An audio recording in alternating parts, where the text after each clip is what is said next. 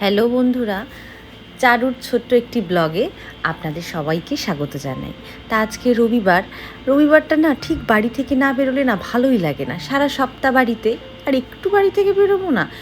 যদিও বা ভেবেছিলাম আজকে গুবলুকে নিয়ে একটু স্ট্যান্ডে যাব, কিন্তু সব কিছু ভেস্তে দিল এই বৃষ্টিতে। তাই জন্য এখন গুবলুকে নিয়ে ঠাম্মির কাছে রাখতে যাচ্ছি, কারণ ওকে তো বাইরেই বের করতেই পারবো না। তবুও একটু এখান থেকে ওখানে ডিস্টেন্স যেহেতু একটু প্রায় 15 মিনিট বা 20 মিনিট মতন ওর গাড়িতে থাকা হয়, ও না সেটাতে এনজয় করে, বেশ বাইরে বৃষ্টি দেখে। যাই হোক, ও তো প্রাকৃতিক দৃশ্য উপভোগ করতে করতে বাড়ি পৌঁছে গেছে। আর দেখো, ও না হাঁটতেই শেখেনি, জানো তো। ও বাড়ি থেকে গেট থেকে বেরোলে দৌড়বে, গাড়ি থেকে নামলে দৌড়বে, আর দৌড়ে কিন্তু ওর কিন্তু চেনা হয়ে গেছে, কোনটা ওর ঘর, কোথা থেকে উঠতে হয়, আর নিয়ে যেতে হয় না। আগে যেমন নিয়ে যেতে হতো, এখন আর নিয়ে যেতে হয় না। ও বুঝে গেছে, এখন সোজা ঘরে ঢুকে যাবে। ও জানে যে এখন আমাকে এখানে রাখবে, রেখে আর মা আর বাবা কোথাও একটা যাবে। তো যাই হোক, ও ঘরে ঢুকে গেছে। আর এদিকে দেখো কালটু, আসলে ওদেরকে না একদম ধরা হয় না, জানো।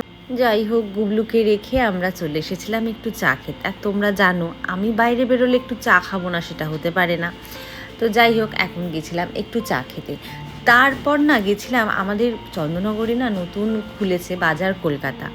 তো ভেবেছি ওখানে যাব আর কি। যাই হোক, এই করতে করতে তো চলেও এসেছি। ভাবছিলাম এখানে যদি কিছু কালেকশান থাকে তাহলে আর কি নিয়ে নেব। পুজোর জন্য নয়, নর্মালি গেছি আর কি, কারণ আমার নর্মালি শপিং করতে না খুব ভালো লাগে। নতুন কোনো স্টোর খুললেই সেখানে যাওয়া, গিয়ে ভিজিট করা, দেখা কী কী কালেকশান এসছে, আমার না ভীষণ ভালো লাগে। তাই একটু জোর করে কৌস্তবকে টানতে টানতে নিয়ে চলে আসলাম।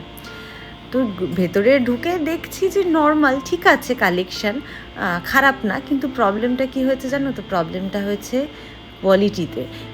দাম এত কম আর কোয়ালিটি এত বাজে যে কিছু বলার নেই। বলছি না সব কোয়ালিটি, টি শার্টের কোয়ালিটিগুলো যদিও বা ঠিকঠাক, কিন্তু নর্মালি যে কুর্তি বা এই সমস্ত কালেকশানগুলো না খুব একটা ভালো নয় বলতে গেলে। ভালো নয় ইন দ্য কোয়ালিটি ভালো না। আমি তোমাকে বলছি না দেখতে ভালো না, দেখতে ভালো, কিন্তু কোয়ালিটিটা না খুব একটা আমার ভালো লাগেনি বেসিক্যালি। কারণ ছোটোবেলা থেকে আমাদের বাড়িতে কারখানা, জামা কাপড়ের মধ্যে থেকে বড় হয়েছি।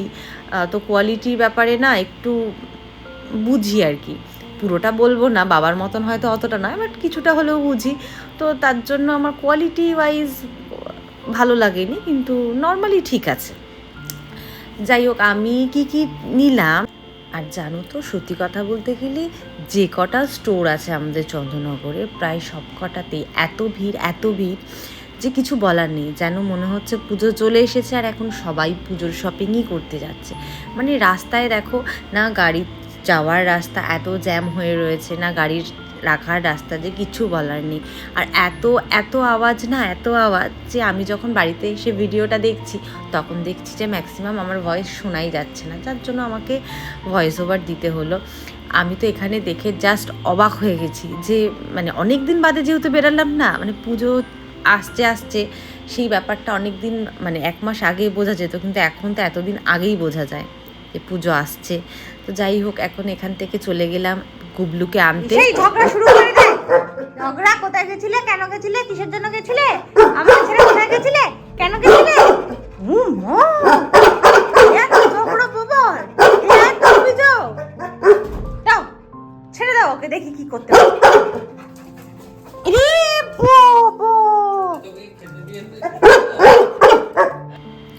আমার সাথে তো ঝগড়া আর কি কমপ্লিট করে এখন বাড়িতে রওনা দিলাম। বাড়িতে রওনা দেওয়ার পথে তো দেখলাম যে না, এমন বৃষ্টি যে তখন হচ্ছিল, এখন তো রাস্তাঘাট দেখে মনে হচ্ছে যেন বৃষ্টি হয়নি, যে কিছু বলার নেই। এসে গেছি, তো ওর তো খাওয়ার টাইম হয়ে গেছে, তাই ভাবলাম আগে ওকে একটু খেতে দিয়ে নিই।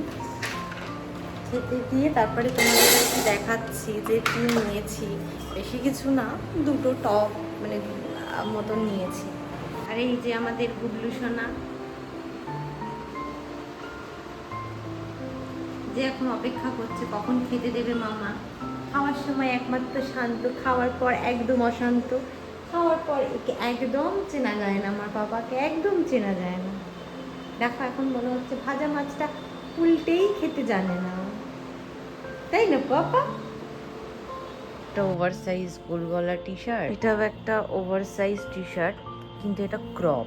আগেরটা ক্রপ ছিল না, এটা হচ্ছে ক্রপ।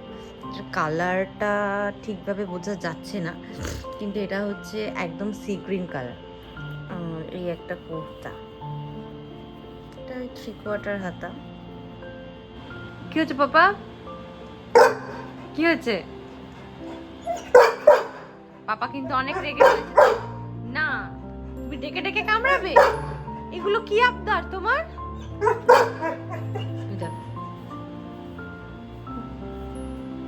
কি করবে?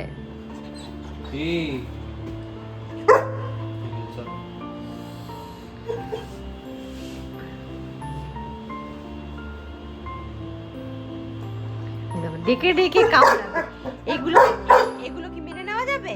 হ্যাঁ, না না, তোমাকে তোমাকে দিয়ে আসবো, কালকেই দিয়ে চলে আসবো, যেখান থেকে এনেছি সেখানেই দিয়ে চলে আসবো।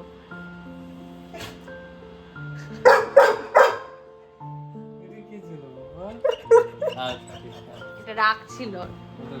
হ্যাঁ, তোমার জামা ছিঁড়ে দেবে কিন্তু। আজকেই একটা জামা এনেছে বাবা, ওর বাবার পাপার আর কি হলুদ জামা ছিল, সেটা কেটে দিয়েছে। দেখো, ডাকবে, ডেকে ডেকে আর কি কামড়াবে। হ্যাঁ, ডেকে ডেকে কামড়াবে। এত দুষ্টু, এত দুষ্টু। গুবলু, পাপা,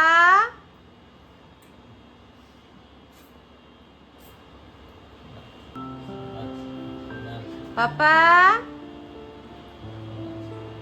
সোনা ছেলে, দুষ্টুর একটা ডিম, একটা হাড়ি, মুখটা দেখা।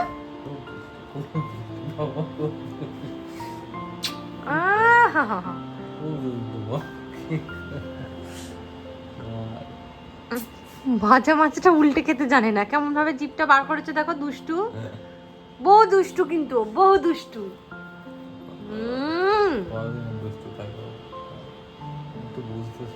না, ও বুঝবে না। আহা হা হা,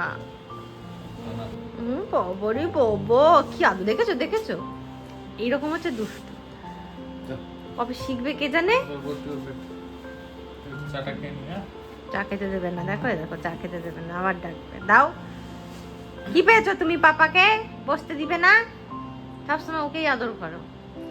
এত দুষ্টু। এখন এদের এই ঝগড়া, কামড়ানো, আদর করা, আবার ডাকা কতক্ষণ চলবে কোনো ঠিক নেই। মানে এটা প্রায় রাতেই হতে থাকে। এই যে রোজ কৌস্তবের সাথে ও ঝগড়া করবে, তারপরে কৌস্তব চলে যাবে, আর তারপরে ও মুখটা ঠিক এরকমভাবেই ও কিন্তু বসে থাকে ডাকার জন্য, যা আমার কেউ নেই, আমাকে কেউ নেও। দেখো মুখটা আইসক্রিম নিয়ে বসে আছে। ও অ্যাকচুয়ালি প্রত্যেক দিন রাতেই ও রুটিন এটা এরকমই করবে ও। যাই হোক, রোজকার রাতের শেয়ার করতে পারি না, তো আজকে সুযোগ পেলাম তোমাদের সাথে শেয়ার করা, যে ও রাতে আমাদের সঙ্গে কি কি অবস্থাটাই না আমাদের করে, আর এরকমই কনস্ট্যান্ট চেঁচাতে থাকবে। তা ওদের এই ঝামেলা চলতে থাকুক। আমি আমার ব্লগটা আজকে এখানেই শেষ করছি। Tata, good night.